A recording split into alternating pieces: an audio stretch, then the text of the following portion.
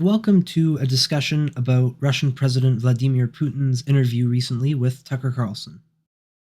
Let's start with discussing Putin's 30 seconds to a minute history lesson that he gave Tucker at the beginning of the interview, which, as you'll know if you've listened to it, lasted quite a bit longer than 30 seconds to a minute. Now, I promise I will keep this briefer than Putin did, but let's look over some of the things that he said in this interview. First of all, he says that the state of Rus, which he connects to the Russian state, we'll get to that. Putin says it was established in 862. Now, the problem with this, and this may sound nitpicky, and I guess it is, but the problem with this is that Rus had already established diplomatic contact with the Eastern Roman Empire in Constantinople by 838. Now, a lot of the historical arguments that Putin makes in the early section of the interview really depend on accepting that Rus is the predecessor state to, and that Russia is the legitimate successor of Rus. Now, the Rus princes, the baptizing at Crimea of Rus, and the descent of statehood and nation from Rus are key aspects in both the Ukrainian and the Russian national myths. Now, we don't need to get into how history works and the structure of nations right now, but suffice to say that that is not a view of history that I would recommend. And that includes, to be clear, both the Ukrainian and the Russian interpretations. Putin next tells us about how the lands that are now primarily what will make up Ukraine was taken from Rus and what would become Russia over the course of the Mongol occupation by the Polish-Lithuanian Commonwealth. And now we get to the central point that Putin makes during the historical segment of the interview, which he reiterates several times with different justifications, essentially that the idea of Ukraine, the Ukrainian nation, is a malicious invention of foreign powers, usually Western powers. He blames first Poland, Lithuania, then Austria, and then Lenin. Now, in his attempts to deny the existence of a Ukrainian nation independent of the West, so while I do enjoy blaming Lenin for things, we'll return to some of the mistakes he makes there in a moment.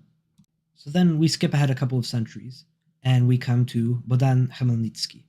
Now, you may already be familiar with that name. Khmelnytsky is one of the most important figures in Ukrainian national stories and national mythology.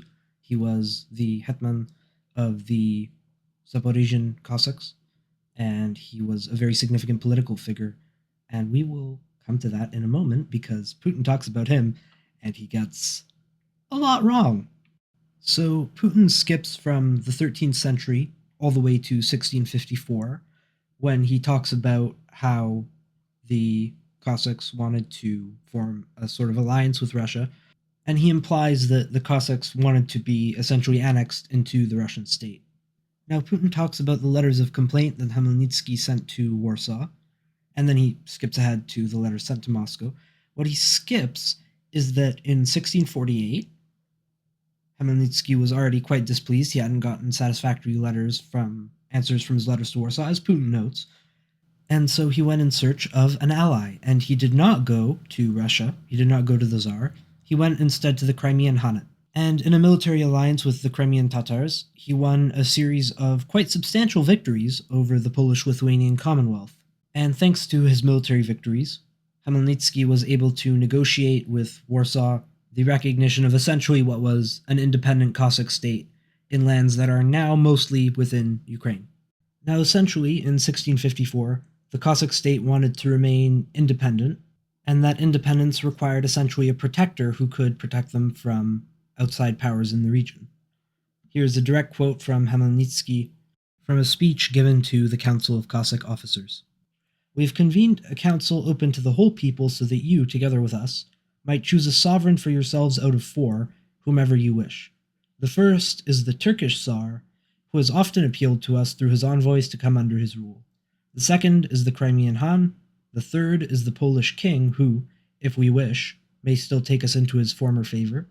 The fourth is the Orthodox sovereign of Great Rus, the Tsar Grand Prince Alexei Mikhailovich, the Eastern sovereign of all Rus, whom we have now been entreating for ourselves for 6 years with incessant pleadings. Now choose the one you wish."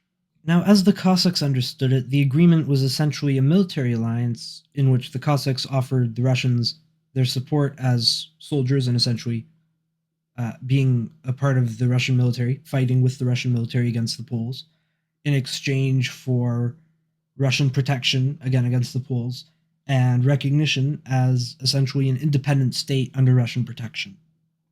Now we're going to move ahead to what Putin says about Austria and the First World War. Putin tells us that Austria essentially invented the Ukrainian nation, propagated an idea of Ukrainization in the lead up to the First World War as an attempt to prepare for the use of an artificial Ukrainian nationalism as a military advantage against Russia. Now, Putin is correct that the Austrians, or we should say the Habsburg Empire, was very supportive of Ukrainian national thought and national aspirations to a point. And the reason for this was not because they thought it would be a useful weapon against Russia, but because they thought it would be a useful weapon against the Polish nobility in the lands that they had just taken from what was formerly Poland-Lithuania. Now, the Polish nobility was heavily entrenched, and Polish nationalism was a strong force. Austria-Hungary at the time, the Habsburg Empire, had something that we might now recognize as fairly democratic, aside from the monarchy. They had a parliament where representatives from different regions within the empire were elected, and they were concerned about the potential danger of a strong Polish political bloc. Essentially, the Austrians supported Ukrainian nationalism in the portions of Poland-Lithuania that they got, what they called Galicia, because they were deeply concerned, as were the Russians, and this is what led primarily to the repression of Ukrainian nationalism within the Russian part of Poland-Lithuania. They were concerned about Polish nationalism, and they saw a strong Ukrainian national movement in the region as an effective counterweight to Polish nationalism. Now, as you can imagine, I am skipping over a great deal here because it's a very complex and significant topic that I would definitely recommend that you seek out more about on your own. I'd recommend either Timothy Snyder's Yale course on Ukrainian history, which can be found on YouTube, or the book The Gates of Europe by Serhiy Plokhy, that's a history of Ukraine, or Timothy Snyder's The Reconstruction of Nations. But, I mean, I wouldn't have had to touch on it at all if Putin hadn't been wrong about it, so blame him for that, not me. Another significant aspect of this Austrian program was that there were a lot of Ukrainian nationalist thinkers in Russia who were not particularly welcome there. Their ideas were not well received, and they saw the political atmosphere developing in Galicia, in the Austrian region of what they considered to be Ukraine. And so a lot of them went there and began preaching their political theory in Galicia, despite having been born in the Russian portion of Ukraine. These include thinkers like Mikhailo Drahomanov, Mikhailo Hrushevsky, who's particularly important to both the development of Ukrainian nationalism and to Ukrainian national politics, particularly in the early 20th century during the Russian Civil War. There's also Vyacheslav Lipensky and Dmitro Dontsov, who were also from the Russian portion of Ukraine. Now, these were people who came from the Russian portion of Ukraine and moved to Galicia during the Austrian period of rule to develop their political ideas in a more friendly and accepting environment, while the Russian environment at the time was very repressive towards anything that could be considered Ukrainian nationalism or supportive in the perception of Russian authorities of Polish nationalism. And I do appreciate Putin and this section of history giving me the opportunity to bring up, in particular, Dmitro Dontsov, because he was very much not a fan of Russia. Contrary to that, Putin tells us that all theorists calling for Ukrainian independence over the course of Austrian rule were insistent that Ukraine should have a good relationship with Russia. Now, Putin talks briefly about the Polish-Soviet War, and we'll get to that, but he skips almost completely over the Russian Civil War. And as such, a piece of context I should provide that I feel is important, and he evidently did not, is that there was an independent Ukrainian state that existed during the Russian Civil War, very briefly, but it did exist. Interestingly, one of the thinkers that we earlier mentioned, Mikhailo Hrushevsky, was a very important figure in this short-lived Ukrainian state. Now on the subject of the Polish-Soviet War, Putin claims that in the peace agreement of 1921, Poland took the right bank of the Dnipro River. Is this true? Not exactly. There were parts of the Dnipro River right bank that Poland did control. Lviv, what is now Lviv. But the majority of right bank Ukraine was under Soviet control.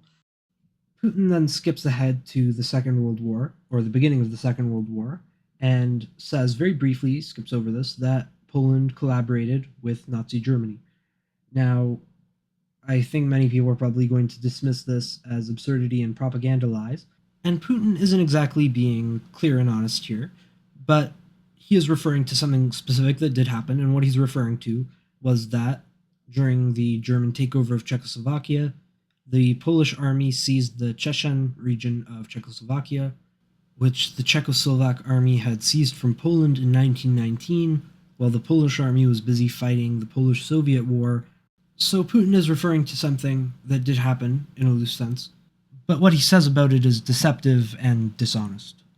Putin also mentions that Poland after the war received formerly German lands in the west. He fails to note that Belarus received Polish lands in its west, and so essentially the borders of Poland, Belarus, and Germany shifted to the west. Except that Germany, of course, did not get any land from France, so Germany shrunk, Poland's borders were shifted westward, and Belarus expanded, and of course Ukraine also somewhat expanded. So the parts of Ukraine that had been part of the Austrian Empire were taken into the Ukrainian Soviet Socialist Republic at the expense of Poland. Now, moving forward, Putin discusses how Lenin established Soviet Ukraine, which had never existed before. That's a direct quote. So, as we've already gone over, this is not entirely true. There was a semi-independent Cossack state that existed in the 1600s. And of course, during the Civil War, there was a brief Ukrainian independent state that existed, but we will come back to that in a moment. Now, here's a quote from the next section of the interview. For some inexplicable reason, Lenin, the founder of the Soviet state, insisted that they be entitled to withdraw from the USSR. That's referring to the different Soviet republics. Now, in a section of a letter to the Soviet Party Congress dictated by Lenin on December 30th of 1922, he said, "It is quite natural that in such circumstances the, quote, freedom to secede from the Union, unquote, by which we justify ourselves will be a mere scrap of paper." And another quote from a section dictated on the 31st of December 1922. "It would be unpardonable opportunism if, on the eve of the debut of the East, just as it is awakening, we undermined our prestige with its peoples, even if only by the slightest crudity or injustice, towards our own non-Russian nationalities." Lenin also argued that national self-determination was a useful tool for the communist revolution in winning over other nationalities within the empire. He said that it was, quote, "thanks to our acknowledgement of the Finns' right to self-determination, that the process of class differentiation was eased there." Lenin believed essentially that nationalism was used by the bourgeois as a tool for the reactionary and counter-revolutionary crushing of communist internationalism, and thus that the most effective way to neutralize this reactionary weapon was to accept publicly the principles of self-determination for different nations. He also suggested that nationalism and nations were a sort of historical phase like capitalism or feudalism that would have to be passed through on the road to communism. To quote Lenin again, "Mankind can proceed towards the inevitable fusion of nations only through a transitional period of the complete freedom of all oppressed nations." And here I'm drawing very heavily on Terry Martin's An Affirmative Action Empire about the Soviet nationalities policy. Now, quoting again from the interview, Putin says, "And again, for some unknown reasons, he transferred to the newly established Soviet Ukrainian Republic some of the lands together with people living there, even though these lands had never been called Ukraine, and yet they were made part of the Soviet Republic of Ukraine." He goes on to note that this territory had never belonged to Ukraine. Particularly, he notes the Black Sea region, and that is true. Russia acquired that region from Turkey in the 1700s, late 1700s. So why did that go to Ukraine? Why did Lenin make that decision? Probably because that area was mostly populated by ethnic Ukrainians. Quoting Putin again, "For decades, the Ukrainian Soviet Republic developed as part of the USSR, And for unknown reasons, again, the Bolsheviks were engaged in Ukrainianization. Now, again, the reasons for this are not exactly unknown. This time, I'm going to quote Stalin. We are undertaking the maximum development of national culture so that it will exhaust itself completely and thereby create the base for the organization of international socialist culture. So, over the course of this section of the interview, Putin presents us with a number of seemingly inexplicable Bolshevik choices, which they have in fact explained and are very explicable, and they don't exactly require a detective to explain. Now we're going to skip ahead quite substantially. I don't want to touch on military affairs in too much depth because I don't feel entirely qualified to speak on that portion of what Putin says. But I would like to note that the claim that they have the most advanced hypersonic intercontinental systems in the world is questionable. Now, Putin says that in regards to the Ukrainian election in 2004, the first time that Yanukovych won after President Kuchma, they organized a third round, which is not provided for in the Constitution of Ukraine. Who is the they there? The they there is the Ukrainian Supreme Court, which declared that there should be a third round due to accusations of Russian interference in the second round of the election. He then says, as a result of Kuchma's leadership, things got worse and Viktor Yanukovych came to power after all. Now, that's not an entirely unfair assessment of the situation. Yushchenko made a significant number of missteps and there were a number of scandals which substantially boosted Yanukovych's chances in the following election in 2010. And now we get to the part of the interview where Putin lies blatantly and repeatedly. Direct quote, as the Americans requested, Yanukovych did use neither the armed forces nor the police, yet the armed opposition committed a coup in Kiev. What is that supposed to mean? Who do you think you are? I wanted to ask the then US leadership. So, essentially, Ukraine wanted to sign an association agreement with the EU, which Russia believed would negatively impact its economic relationships with Ukraine. And so Putin threatened to cut off some of their ability to export to Russia if they signed the agreement, or offered to give them a $15 billion loan if they didn't sign the agreement. This provoked quite substantial protests in Kiev, and on the 30th of November, Ukrainian riot police attacked the protesters in Kiev. That substantially strengthened the protests and changed their character as well. Protests became a lot more political rather than domestically political than internationally political in character, and a lot of focus was put on violence not being used in that way in politics. Now, Ukrainian politics by that time had a much lower tolerance for political violence than Russian politics did. Russian politics was already substantially featuring political violence as early as 1993. But the all-important question, was there a coup against Yanukovych? Was he forced out by armed opposition? And the answer is simple, no, he was not. Yanukovych fled, and then he was removed from the presidency, largely as a result of his fleeing, by the Ukrainian parliament, including members of his own party. And the kicker is that Putin is aware of this, very aware of this, and was very angry about it. On February 21st of 2014, there was a decision, an agreement signed between the opposition and the Yanukovych government with moderation by EU delegations. Primarily, the agreement was for an early presidential election in December of 2014, but after this agreement was signed, federal and police units guarding major government buildings were sent home. And now I'm going to quote from Mikhail Zygar's book, All the Kremlin's Men. Yanukovych called Putin to tell him that he had signed an agreement and intended to move to Kharkiv. You're going where? Putin shouted at him. Sit still. Your country is out of control. Kiev is at the mercy of gangs and looters. Are you insane? Everything is under control, Yanukovych replied. I never imagined that he was such a cowardly piece of shit, Putin is alleged to have said about his former colleague. So, there was no coup, Yanukovych fled, and Putin is aware of that, or was aware of that. Putin then tells us that after Russia took Crimea, Ukraine launched a war in Donbass in 2014 with the use of aircraft and artillery against civilians. This is when it started.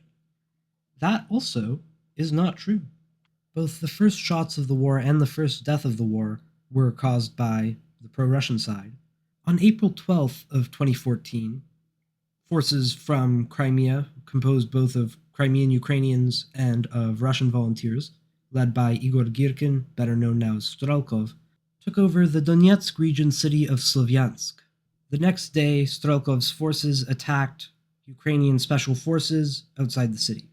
And actually, you can find a pro-Russian account of these events in 85 Days in Slavyansk by Alexander Zuchkovsky. This is a 2018 book by one of the Russian volunteers who fought in the Donbass, and it's drawn largely on the author's personal experiences and on interviews with other people on the Russian side. Putin then goes on to say, President Yanukovych agreed to all the conditions. He was ready to hold early elections, which he had no chance to win, frankly speaking. Everyone knew that. And then he goes on to ask three excellent questions. Then why the coup? Why the victims? Why threatening Crimea? Why launching an operation in Donbass? Putin mentioned that Ukraine was willing to agree to some principle of denazification in negotiations at Istanbul, this while Russia was outside of Kiev. Now, according to Putin's spokesman Dmitry Peskov, Russia was not just asking for denazification, but, as Putin has said on several occasions, denazification and demilitarization. Was the Russian military withdrawn from the area around Kiev to create an appropriate atmosphere for negotiations? Almost certainly not. By the time Russia withdrew from the north, the Russian units there were already in very poor shape. Even if not for the supply and numbers issues, it is very unlikely that Russia would have actually been able to occupy Kiev if substantial resistance within the city had been presented, because the Russian forces gathered in the north were actually not particularly numerous, but more importantly were very lacking in dismounted infantry, which is the main thing that you need if you want to fight inside a city. Russian soldiers were also left behind during the withdrawal, and analysis by the ISW concluded that Russian units that were withdrawn from the north to Belarus would likely remain combat ineffective for a protracted period. It's also worth noting that at this point the Russian forces have not made another attempt at Kiev at any point, and after the withdrawal, focus of Russian offensive operations shifted to the Donbass region in the east. Then, moving on, Carlson asks, do you think NATO is worried about this becoming a global war or nuclear conflict? To which Putin responds, at least that's what they're talking about, and they are trying to intimidate their own populations with an imaginary Russian threat. This is an obvious fact. And thinking people, not Philistines, but thinking people, analysts, those who engaged in real politics, just smart people understand perfectly well that this is fake. They are trying to fuel the Russian threat. So where do they get the fuel that they are throwing on this fire? Well, there's a simple answer to that. The chairman of the Security Council of the Russian Federation, vice chairman, Dmitry Medvedev, formerly president from 2008 to 2012. Now, over the course of the war, Medvedev has made numerous nuclear threats against, from my memory, Kiev, London, Paris, and Warsaw, among others, and has referred to the Baltic states as Russian provinces, and to Poland as temporarily occupied. And while I think we should make it clear that Medvedev is not significantly influential within the current state of Russian politics, and his words don't actually count for much, I can hardly blame some politicians and journalists for concluding that the words spoken by a security official within the Russian government are representative of opinion within the Russian government, and particularly the security establishment of the Russian government. Carlson goes on to ask further why Putin couldn't call Biden and attempt to work this out, and Putin says, what's there to work out? It's very simple. I repeat, we have contacts through various agencies. I will tell you what we are saying on this matter and what we are conveying to the US leadership. If you really want to stop fighting, you need to stop supplying weapons, and then it will be over in a few weeks. It's as easy as that. So as you can imagine, there's quite a bit of space between saying, I want to negotiate, and saying, stop supplying weapons for a few weeks, and then I want to negotiate. Putin then goes on to say that the US, and specifically the CIA, was responsible for the destruction of the Nord Stream pipeline, which again is not true. We know who was responsible for the Nord Stream pipeline. That was the Ukrainian military. We even know who carried out the attack, Roman Chervinsky, And we know who ordered it: former Ukrainian Commander-in-Chief Valery Zaluzhny. Putin then goes on to discuss various economics issues, which I don't feel particularly qualified to discuss. Oh, and a final thing before we move on from the topic of negotiations. Putin mentions to some length that Zelensky has passed a law criminalizing negotiations with him. So I think we should also note that Russia has passed laws officially in the Russian law annexing the Ukrainian regions of Donetsk, Luhansk, Kherson, and Zaporizhia. Giving away these regions as a part of a peace treaty or settlement of some sort would be, if I remember Russian constitutional law correctly, illegal. And it must be noted that Russia at this time, in fact, does not control all of these regions. In fact, they lost Kherson City shortly after announcing the annexation of that region. It should also be noted that Russia currently does not have control of all of any of these regions, and even in the case of Kherson, they actually managed to take the regional capital but have since lost it. So not only would Russian law forbid sacrificing or giving away these regions that they have claimed, so they couldn't make a peace agreement legally on the current lands that they have, like the current territorial balance, they would have to take more land in a peace agreement or before a peace agreement could be arranged in order for it to be legal within Russia. So we have some discussion about economics, about AI, about the relative changing of status and power between America, Russia, and China in the world.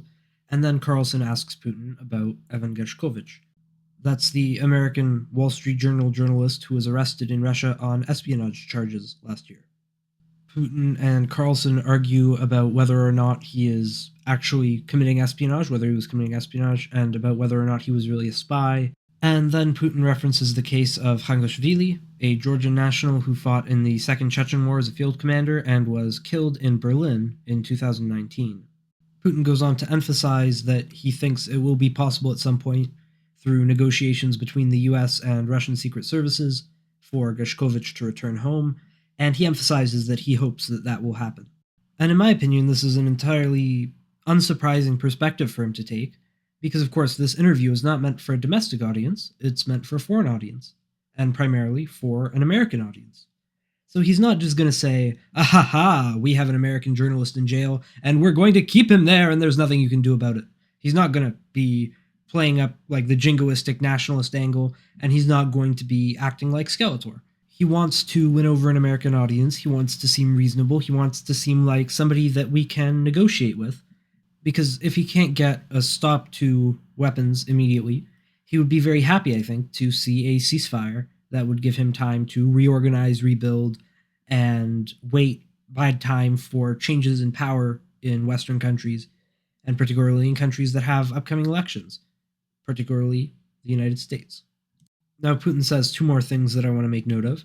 First, that however unlikely it may seem right now, the bonds and connections between Russians and Ukrainians will heal with time, and everything will go back to being all friendly and happy. I don't think that's accurate.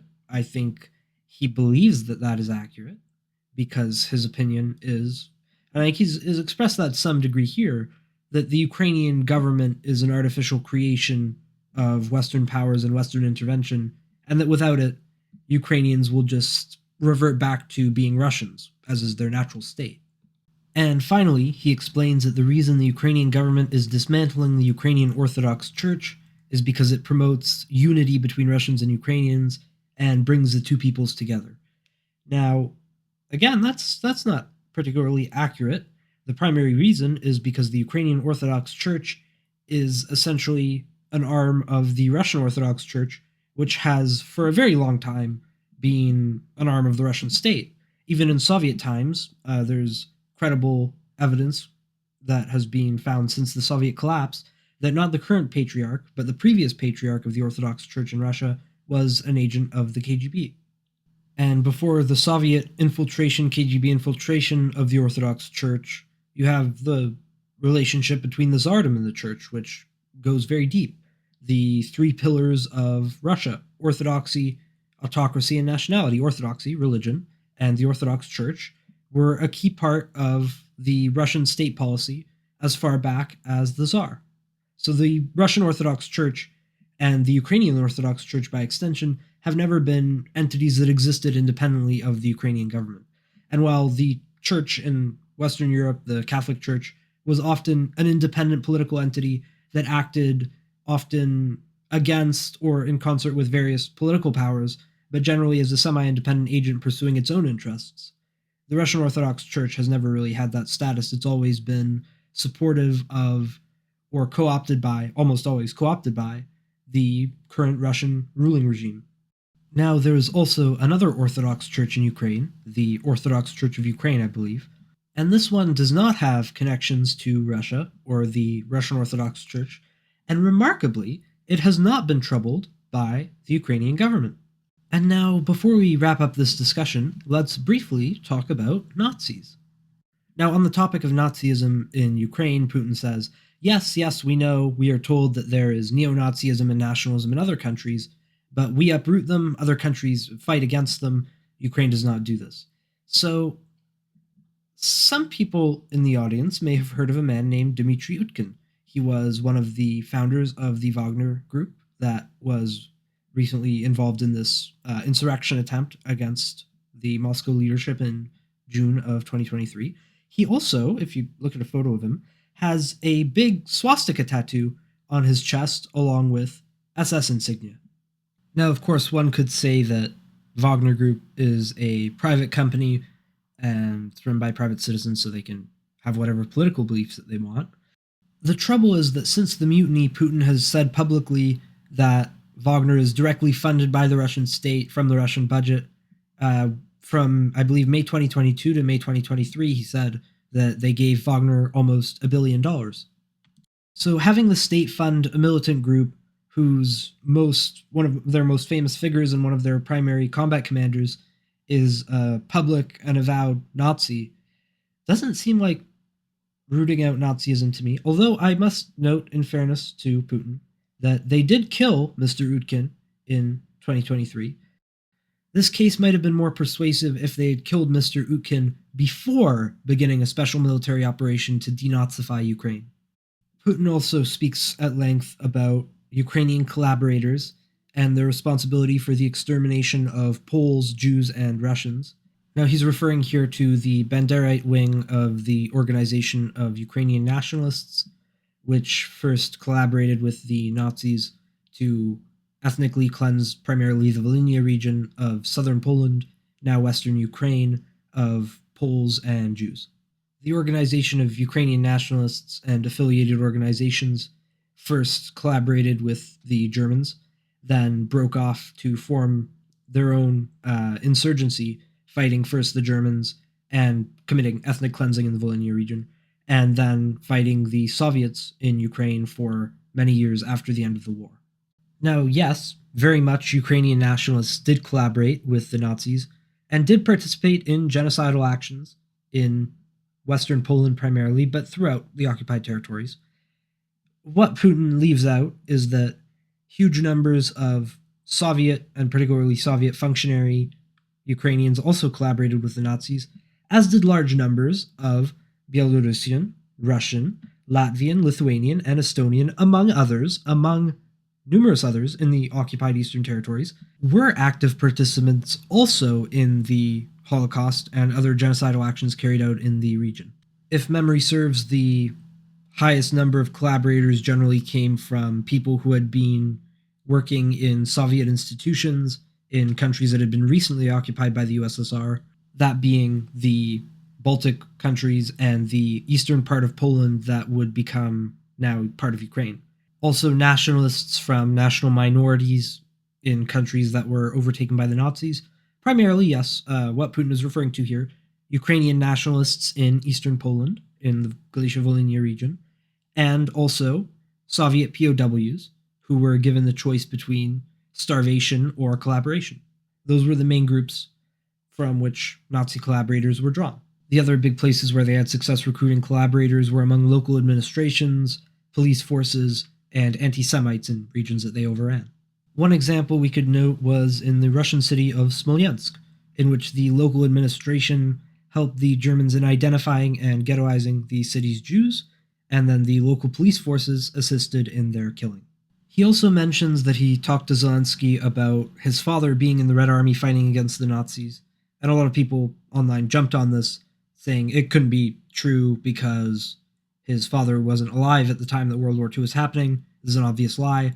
And in this case, Putin simply misspoke. It was not Zelensky's father who fought in the Red Army during World War II, it was his grandfather. And that will conclude our commentary on the actual content of the interview. Now I want to talk a little bit about interpretation. Now, this is meant for foreign consumption and not for domestic consumption. In fact, it deviates quite far from the usual focuses in domestic propaganda and domestic media content. While we talk a lot about history and about Nazis in general, the actual Second World War isn't touched on very much, and specifically the main theme which generally gets touched on in regards to the Second World War was not covered at length, and that's the great sacrifices made by the Soviet people in defense of the motherland. This is overwhelmingly the primary focus of the politics of memory and the use of history and media within the current Russian state. Rus, yes. The baptism of Rus in Crimea, yes. These are significant points within the kind of Russian national mythology, but nothing in Russia's history is talked about to the same extent as the great sacrifices made during the Great Patriotic War. Putin spends a great deal of the interview talking about older Russian history from the Rus period up until the pre-Soviet period, really, is not so well known here, and it isn't so relevant to the politics of history in Russia, as I've already said. The Second World War and in general the Soviet period are overwhelmingly the focus, with the exception of the fight against Napoleon and the baptism of Rus. So why is Putin spending so much time on this part of history that to the audience he's speaking to would be fairly obscure, if not almost entirely unknown? One thing that I think we should note is that he spends a lot of time not so much being interviewed as almost lecturing to Carlson, and Carlson clearly does not have sufficient education on this topic to be discussing it properly. So Putin is almost taking on the role of a teacher. He gets to portray himself, present himself as informed, intelligent, authoritative, and he gets to appeal at length to history, historical truth, which is something that, in general, conservatives tend to find appealing. Combined with this, it's an aspect of history that almost nobody in his audience will be substantially informed on already, because this subject of early East European history is covered not really at all in the North American basic education system. So unless you already have a deeper education in history, most of this, if not all of this, will probably be new to you. So while Putin is discussing things that Russians might learn in elementary school or in early high school, to a Western audience, it sounds like he is speaking authoritatively and very knowledgeably on obscure ancient events that very few people have this degree of knowledge of, and it makes him sound, as I said earlier, like a teacher, like an authoritative and wise figure. It makes him sound, again, rational, reasonable, and like somebody that we can negotiate with. But I think there's a bit more to it than that. We know that he talks about history a lot, that he considers it a very important subject to him. We have heard that he begins meetings often with American diplomats, giving them 20-minute, half-hour lectures about East European history. So I think that there might be some level of genuineness to this, that he believes that he's right, that the history in some way vindicates him, and that if he can explain it well enough, people in the West will see that he is right and that he is justified. Now, I wouldn't say for certain that that's the case, and if it is partially the case, I don't know how far it goes, but I do think that there's something to that idea. I think in general, this interview is calibrated to appeal primarily to conservatives, but without alienating anybody else in the process. He keeps his distance from political issues that would be here controversial, but he presents himself in a way as the kind of ideal conservative leader. The Putin that we see in this interview is traditional. He's a defender of Russian traditions. In international politics, he's a fierce defender of Russia's interests, but he's not unreasonable about it. He's not a jingoistic nationalist. He is caring about history, caring about traditions, and in the process, he isn't touching many of the social issues that are controversial between conservatives and other political groups in the West. So it seems to me that here the goal was to appeal to as many people in the West who might already be sympathetic or have the potential to become sympathetic to Russia, while carefully avoiding anything that might alienate segments of that population and keeping things in general, especially in terms of discussions of our politics, very vague. That more or less concludes what I have to say about this interview, and thank you for listening.